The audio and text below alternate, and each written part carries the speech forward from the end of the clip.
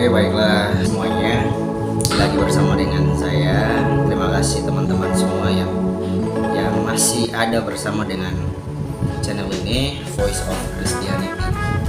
Kali ini saya akan membahas tentang ada satu pertanyaan yang diberikan kepada saya, dan sebenarnya pertanyaan ini adalah pertanyaan yang bagi saya tuh sudah pertanyaan yang sering banget saya memberikan jawabannya. Bahkan di dalam YouTube saya pun saya sering banget memberikan satu pertanyaan tentang hal ini. Nah, yaitu pertanyaan tentang, nah itu ada di layar tuh. Dia mengatakan, coba Bang memberikan penjelasanmu tentang Yesus adalah Allah dalam Alkitab. Nah, mungkin ada beberapa yang nanti akan saya berikan. Ya, terkait dengan pertanyaan itu, saya akan memberikan terlebih dahulu satu klaim saya, bahwa ketika kita ingin mengetahui secara menyeluruh dari naskah atau teks yang kita pakai di dalam Alkitab, maka kita harus mengerti dengan benar, kita harus mengetahui dengan benar konteks yang terjadi, yang ada pada saat itu, agar kita bisa tahu atau mengerti bagaimana secara keseluruhan dari teks tersebut. Ketika kita menggunakan low criticism atau high criticism, kita harus mengetahui terlebih dahulu konteksnya. Supaya apa? Kita mengerti makna yang induktif. Kita mengerti apa yang sebenarnya dikatakan oleh penulis kitab tersebut. Nah, saya akan membaca di dalam Matius pasal 4. Ini adalah kasus di mana iblis mencoba Yesus di padang gurun. Nah, ini seperti yang tadi saya katakan, bahwa konteks akan menunjukkan siapa Yesus sebenarnya. Ya, di situ iblis membawa Yesus ke padang gurun untuk dicobai. Ya, ketika Yesus selesai berpuasa 40 hari dan 40 malam, dikatakan oleh Alkitab bahwa akhirnya laparlah Yesus. Nah, hal inilah yang diketahui oleh iblis. Lalu iblis mencoba untuk membawa Yesus ke padang gurun. Ayatnya yang ketiga, dia berkata begini, lalu datanglah si pencoba itu dan berkata kepadanya, jika engkau anak Allah, perintahkanlah supaya batu-batu ini menjadi roti. Lalu ayat yang keempat, Yesus berkata begini, ada tertulis, manusia hidup bukan dari roti saja, tetapi dari setiap firman yang keluar dari mulut Allah. Nah, jadi konteks di sini yaitu iblis sedang mencoba Yesus. Iblis tahu bahwa Yesus telah melakukan puasa selama 40 hari dan 40 malam. Bahkan Alkitab kita pun berkata bahwa Yesus lapar. Kemudian iblis berkata begini, jika engkau anak Allah, jatuhkanlah dirimu ke bawah, sebab ada tertulis, mengenai engkau, ia akan memerintahkan malaikat-malaikatnya, dan mereka akan menatang engkau di atas tangannya, supaya kakimu tidak atau jangan terantuk kepada batu. Ya, iblis mencoba mengatakan kepada Yesus bahwa jatuhkanlah dirimu ke bawah, biar malaikat-malaikat itu menatang Yesus. Tapi Yesus berkata begini, Yesus menjawab perkataan iblis dengan begini, ada tertulis, janganlah engkau mencobai Tuhan Allahmu. Nah, ini yang menjadi highlight bagi kita, bahwa konteks pada saat itu iblis mencobai Yesus, ya. Lalu Yesus meresponi apa yang iblis katakan kepada Yesus itu dengan berkata, janganlah engkau mencobai Tuhan Allahmu. Artinya, analoginya itu, artinya Yesus mengatakan bahwa dia adalah Allah.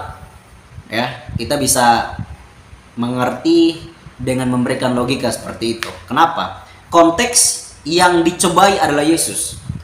Lalu Yesus mengatakan bahwa jangan mencobai Tuhan Allahmu. Berarti keterangannya Yesus secara langsung berkata bahwa dia adalah Tuhan atau Allah. Nah, itu kasus yang pertama yang saya bisa beberkan kepada kita, bagaimana penjelasan Yesus adalah Allah. Ya, jadi itu kasus yang pertama di dalam Alkitab. Yesus secara langsung dan secara tidak langsung mau berkata kepada iblis bahwa jangan mencobai Tuhan Allah. Artinya bahwa konteks pada saat itu Yesus yang dicobai. Dan Yesus berkata bahwa jangan mencobai Tuhan Allahmu. Berarti Yesus mau mengatakan bahwa dia adalah Tuhan. Dia adalah Allah. Oke, itu kasus yang pertama di dalam Alkitab yang saya bisa berikan kepada kita semua. Lalu kasus yang kedua, saya akan memberikan satu pemahaman secara keseluruhan atau pemahaman yang semua orang tahu, bahkan dunia pun meliput itu, ya. Kita tidak perlu buka Alkitab, tidak perlu. Kita bertanya kepada orang yang ada di Israel sana pun mereka tahu itu, ya. Bahkan kita klik di internet pun internet akan membeberkan hal itu. Jadi tidak perlu di dalam Alkitab yang mengatakan, tapi orang-orang pada zaman itu pun bisa mengatakan itu. Saya mau mengatakan begini, kasus yang dunia tahu ketika Yesus disalibkan, ya, ketika Yesus disalibkan itu, apa yang menjadi kesalahan Yesus sehingga kesalahan itu disoroti oleh tentara Romawi, tentara Yahudi atau orang-orang Yahudi pada saat itu, sehingga kesalahan itu menjadi legitimasi untuk Yesus disalib. Apa yang menjadi kesalahan Yesus? Ternyata tidak perlu kita buka Alkitab, kita bertanya kepada orang yang di Israel sana. Mau muslim, non muslim, mau orang-orang yang beragama lain di Israel sana. Atau kita searching di YouTube. Atau kita searching di internet. Kita akan tahu bahwa ada satu kesalahan yang dibuat oleh Yesus, di mana Yesus datang dan berkata bahwa dia adalah Allah. Itulah yang menjadi legitimasi sehingga tentara Yahudi, orang-orang Romawi, orang-orang Yahudi menyalibkan Yesus. Hal yang membuat Yesus bisa sampai disalib yaitu karena dia menyamakan diri dia dengan Allah, atau dia berkata bahwa aku adalah Allah. Jadi inilah yang menjadi kasus kedua yang bisa saya beberkan kepada kita, bahwa ternyata secara langsung maupun tidak langsung Yesus mau berkata bahwa dia adalah Allah. Bapa yang engkau tahu dia di atas, dia di surga itu, dialah yang mengutus aku. Untuk apa? Misi penebusan. Ya, bahkan Yesus berkata bahwa dia adalah anak Allah. Anak Allah berarti dia adalah Allah. Ya, itu kasus kedua. Kasus ketiga, saya akan membawanya di dalam Yohanes pasal 1 ayatnya yang ke-1. Secara cepat saya akan berikan begini. Pada mulanya adalah firman. Firman itu bersama-sama dengan Allah, dan firman itu adalah Allah. Ya. Jadi begini, saya akan memberikan satu analoginya seperti ini. Pada mulanya adalah firman. Firman itu bersama-sama dengan Allah. Ya. Berarti ada dua oknum di situ. Ada firman, ada Allah. Dan firman itu adalah Allah, ya. Dan firman itu adalah Allah. Keterangan berikutnya, dan firman itu adalah Allah. Ya. Jadi firman yang dimaksudkan Yohanes di sini adalah Allah, sama dengan Allah yang ini. Oke? Kadarnya itu sama, tidak berkurang dan tidak lebih. Artinya mereka itu setara. Ada orang yang berkata bahwa di situ hanya ada satu oknum, ya. Kita sama-sama melihat pada mulanya adalah firman. Firman itu bersama-sama dengan Allah. Pada mulanya adalah firman, firman itu bersama-sama dengan Allah. Dan firman itu adalah Allah. Artinya bahwa ada dua oknum di situ. Kalau kita coba pakai logika. Kenapa saya berkata begitu? Karena ada orang yang berkata bahwa firman itu adalah Allah, itu hanya satu oknum di situ. No. Kecuali kalimatnya begini. Pada mulanya adalah firman, firman itu bersama-sama dengan Allah, dan firman itu adalah Allah itu. Nah, dan firman itu adalah Allah itu, maka hanya ada satu oknum. Namun, dan firman itu adalah Allah. Berarti ada dua oknum di situ. Ya. Jadi Yohanes mencoba membeberkan bahwa firman itu adalah Allah, bukan Allah itu. Berarti Yohanes percaya dan membeberkan kepada orang-orang pada saat itu bahwa firman dia adalah Allah. Dia bersama-sama dengan Allah. Keduanya setara. Satu tidak melebihi kadarnya dan tidak berkurang kadarnya, tapi sama Allah.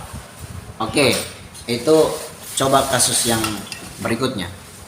Sekarang saya akan memberikan satu kasus atau satu teks di dalam Alkitab yang mungkin bagi saya adalah satu teks yang bisa memberikan kita legitimasi yang paling tinggi yang berkata bahwa Yesus adalah Allah.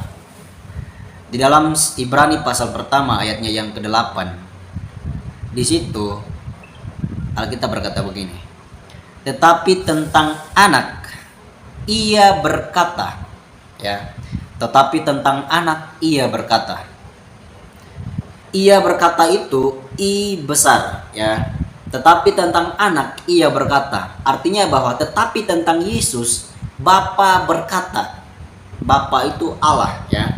Dalam teologi Yahudi itu Bapa itu menjurus kepada Allah atau Allah itu menjurus kepada Bapa. Nah, tetapi tentang anak, tetapi tentang Yesus Bapa berkata, tahtamu ya Allah. Artinya di sini mau berkata bahwa Bapa sendiri yang berkata Yesus itu Allah. Bapa dengan tegas keluar dari mulut Bapa itu sendiri, tahtamu ya Allah, tetap untuk seterusnya dan selamanya. Artinya bahwa Bapa sendiri yang mengatakan bahwa Yesus itu Allah. Jadi kalau Bapa yang disembah oleh orang Yahudi atau Yahweh itu atau Allah itu berkata bahwa Yesus adalah Allah, ya, Allah berkata bahwa Yesus adalah Allah, siapa lagi yang bisa tolak kalau Allah sudah berkata? Manusia berkata mungkin bisa, kita bisa tolak itu, tapi ini Allah sendiri yang berkata, tahtamu ya Allah. Siapa yang berani tolak itu? Siapa yang berani membantai itu? Ya, jadi itu kurang lebih yang bisa saya berikan kepada teman-teman semua yang bertanya bahwa Yesus adalah Allah di dalam Alkitab, itu penjelasannya seperti apa. Nah, jadi Bapa sendiri yang berkata bahwa Yesus itu Allah. Apa kekuatan kita sehingga kita membantah itu? Apa kelebihan kita manusia sehingga kita membantah perkataan Allah? Ya. Jadi semua yang mendengar perkataan ini harus percaya kepada Yesus Kristus sebagai Tuhan dan Juru Selamat, sebagai Allah di dalam hidupmu. Ya, mungkin itu saja yang dapat saya bagikan kepada kita semua. Kiranya memberkati kita semua, kiranya memberikan pengertian yang baik dan benar kepada kita semua. Oke, thank you, God bless.